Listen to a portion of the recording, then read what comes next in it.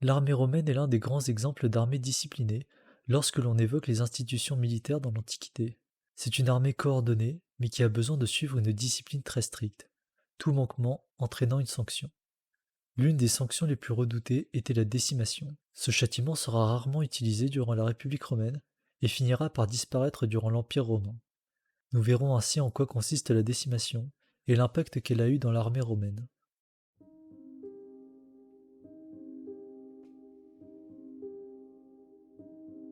Pour mieux comprendre la décimation et son impact sur les légions romaines, il faut s'intéresser aux règles militaires que devaient respecter les soldats romains.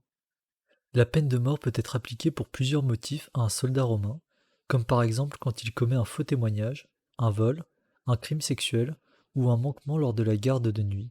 Ainsi, les soldats romains ont des règles plus strictes que les citoyens, pour qui le vol ou le crime sexuel n'était pas condamné par la mort. Durant la République, les soldats romains n'étaient pas régis par un code militaire, mais par la disciplina, qui est une série d'usages qu'ils respectaient. Le soldat respecte le mos maiorum, qui signifie les mœurs des anciens, et qui se découpe en 7 fondements: fides, pietas, majestas, virtus, gravitas, constantia et frugalitas.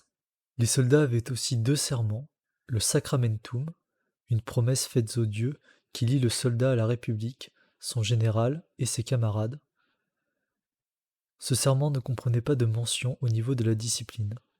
Le second est le ius iurandum, qui lui est plus axé sur la discipline, où le soldat jurait de ne pas prendre la fuite ou de rompre le rang. Ce serment finira par s'ajouter au fil du temps dans le sacramentum.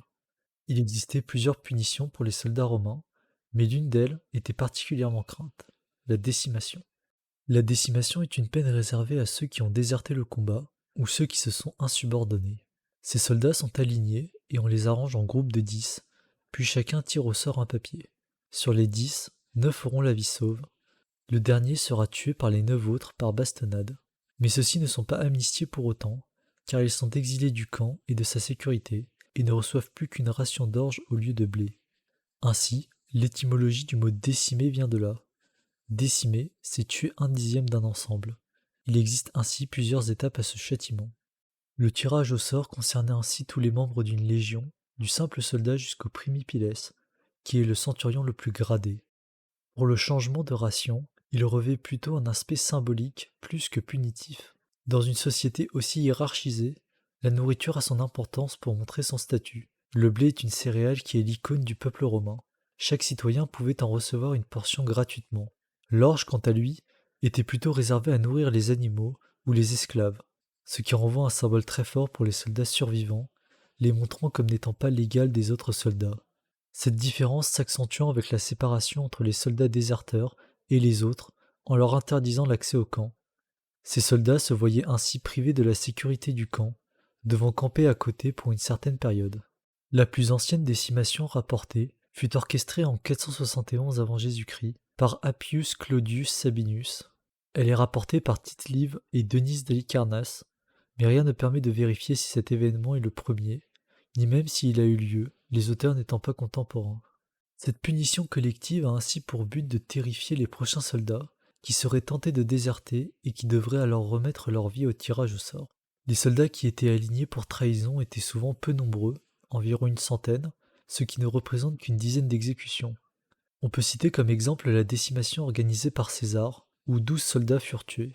Ainsi, le but d'une décimation n'est pas d'affaiblir la légion, mais de punir tous ceux qui ont manqué à leurs obligations de soldats, en punissant de mort un dixième et en stigmatisant pendant une certaine période les autres. Cette mesure était jugée comme juste pour les citoyens et les soldats romains, suivant la mentalité des anciens, car les fautifs n'ont pas respecté leurs paroles et ont bafoué leur virtus, ce qui est une honte pour un citoyen romain. Pour conclure, on peut citer Polybe dans un extrait où il parle de la décimation. Je cite: À la fin, puisque le risque et la peur les menacent tous de la même façon, en raison du tirage au sort, le procédé retenu est, parmi ceux qui sont pratiqués, efficace pour susciter l'effroi et corriger les situations périlleuses.